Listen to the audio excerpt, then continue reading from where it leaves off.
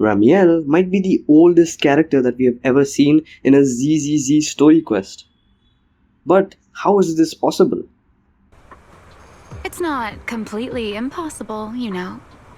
Time tends to be a little kinder to a person like me. First thing you need to know, Ramiel isn't some new player on the scene. She's one of the original 7 people ever awarded the title Void Hunter, a title that existed since the very foundings of Eridu, generations before New Eridu even existed. Commend these 7 heroes' deeds. The mayor established a new title of honor, Void Hunter. For context, that title isn't handed out for showing up. It's reserved for people who either suppressed or repelled genuinely dangerous hollows, or invented something that changed how the city survived. Getting it in the modern era is rare. Getting it in the founding generation, when nobody even knew what they were dealing with, is yet a completely different level. That makes her over 100 years old, and when this comes up, she doesn't dramatize it or act burdened by it. She just brushes it off, saying, It's not completely impossible, you know. Time tends to be a little kinder to a person like me. which, if you think about it, is a strange thing to say so casually. Most people don't get to shrug off being a century old. So, what did she actually do to earn that title?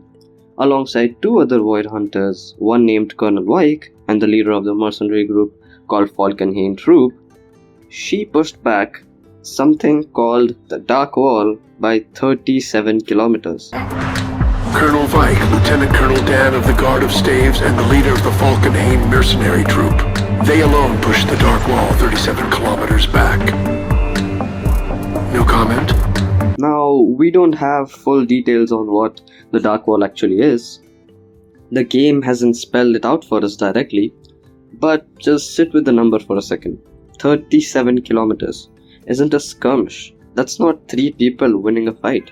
That's 3 people moving something on a geographic scale by force and having it actually stay moved.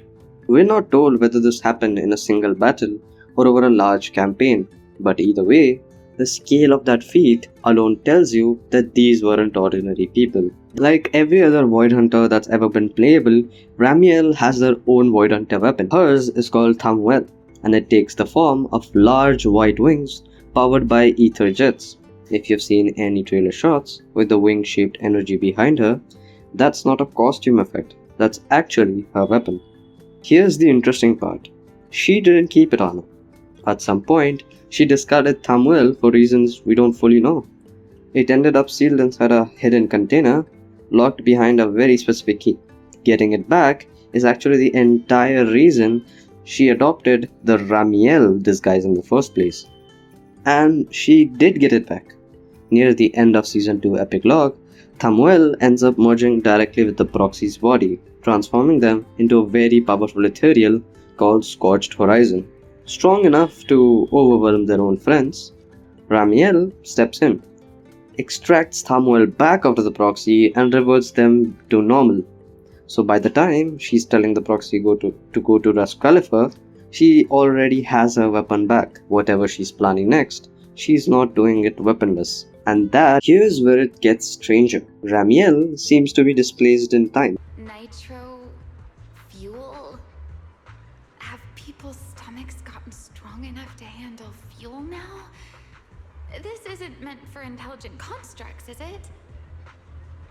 She's no knowledge of things like nitro fuel or how culturally significant items have changed meanings between Eridu's founding and now. Small things that any modern society would just know without thinking about it. Weird. This customer keeps asking questions about totally normal things. Is she just trying to make my job more difficult? She doesn't. That's consistent with someone who has gone or hidden or maybe even sealed away herself for a very long stretch of time. Not someone who's old, but someone who's been disconnected from the world for a chunk of that time of history. Not just living through it normally. At some point, she resurfaced and became a citizen of Ras Khalifa. That's a notable detail on its own. a 100-year-old founding void hunter rejoining society, specifically inside one floating city that most of New Edu doesn't even know exists. But that didn't last. She eventually turned into a fugitive after attempting to assassinate Lady Sunbringer. The motive for that attempt is still completely unknown. I want to be really clear about this. This is not a gap in my research, that's a gap in the game's lore right now. Nobody currently has the answer, including the people who write theory videos for a while. So why the fake name? Following the creator's defeat at the hands of Ye Shengguang, Ramiel adopted the alias Ramiel and went looking forward to retrieve her weapon Thaumiel that she had sealed away. So she waits specifically until after the creator is dealt with, then makes her move. That timing alone tells you that she was watching and she was waiting for the right moment, not acting on impulse. And she wasn't doing this alone. She has been cooperating with an unknown third-party entity. Relax. It's not an interrogation. You don't have to answer. I just thought, before we extend our partnership, we should get to know each other a little better. We have the same goal. This entire time, we don't get a name, a face, or even a hint of their motive, just confirmation that someone else is involved. Stop and think about what this actually adds up to. An S-class fugitive sealing away her own weapon at some point in the past, faking her identity to move on around undetected, quietly working with someone in the shadows. That's not a profile of someone just passing by, reacting to the events as they happen. That's someone executing a plan that's been in motion for a while, and we are just catching up to it in real time. Here's where this connects us back to us. Ramiel has a direct history with Helios Academy, the same institution that raised the Proxy. Those golden eyes of yours, those nightmares you can't shake. I know why they exist and where they come from. Helios. We both know this name pretty well, and yet it holds completely different meanings for us. We don't know the exact nature of that story yet, but the connection itself is confirmed. And in Season 2 Epilogue, right before vanishing, she's the one who tells the Proxy that if they actually want to deal with their condition for good, they need to go to Ros Khalifa. Not, you might want to check it out. Not a vague suggestion. A direct statement that this specific place has the answer. She is just not a side character, giving advice in passing. She is a 100-year-old void hunter with confirmed Helios history, personally pointing the Proxy towards the exact place she herself just became a fugitive in. Either she trusts that place more than she trusts herself to be safe in it, or she knows something about that place that makes it worth the risk for the Proxy specifically. One more thing worth knowing. Ramiel isn't staying a mysterious NPC much longer. Official depth marketing has already been confirmed. She's a playable S-rank anomaly agent with a brand new attribute called Lumen, making her the second new element introduced back to back, right after Wind debuted in 3.0 with Valina. She's expected to release in late July or in version 3.1.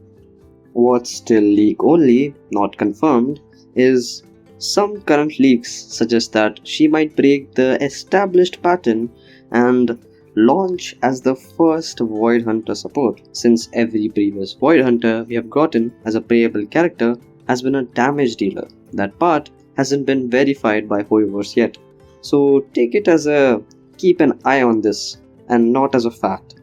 Either way, everything we are theorizing about her right now is likely getting real confirmation on soon, and we'll probably be learning her actual kit and her actual story lore in the same patch, which is in 3.1. So that's Ramiel Dan, the original Void Hunter, legendary wall pusher, fugitive, fake identity, mysterious weapon sealed away, and somehow the person who set this entire season in motion with one line of dialogue at the end of the last season. Next video, I'm taking this somewhere bigger. Because the more I dug into Ramiel's story, the more I started noticing some uncomfortable similarities between her and the Proxy. If you've ever wondered why our eyes look the way that they are, you're going to want to see the next one. Subscribe if you don't want to miss it.